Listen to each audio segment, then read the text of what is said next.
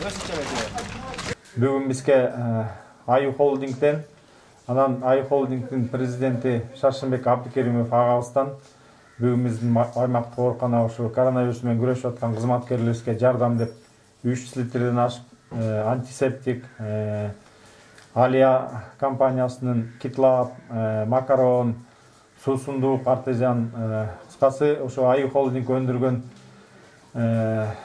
товарлардан бизге чоң жардам келип атат. Биз ушу мүмкүнчүлүк менен пайдаланып Аю Холдингдин жетекчисине, жалпы ушу Аю Холдингге чоң ыраазычылык билдиребиз. Мен өзүмдүн, жалпы биздин ат башынын элинин, ат башынын медиктеринин атынан чоң ыраазычылык билдиребиз.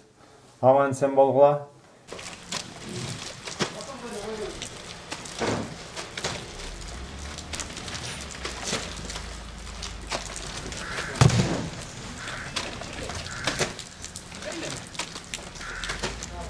Биз эми Аю Холдингдин кезектеги жардамын ушу Нарын областынын Ат башы райондук аймактык ооруканасына бердик азыр.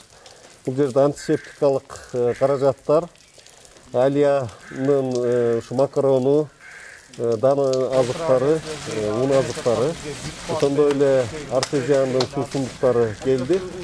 Эми Нарында, Ат башыда, өзгөчө Ат башыда азыр 19 киши ушул ооруга шектелип аныкталып турган убак экен. Дарылоо толук жүрүп атыптыр. Биз көрдүк, өзүнчө оорукананын ичинде да өзүнчө бөлүп дарылап жатышкан экен. Күнү түнү дарыгерлер, мына башкы врач Илимбей Шеналиев баштап өздөрү катуу күрөшүп атышат.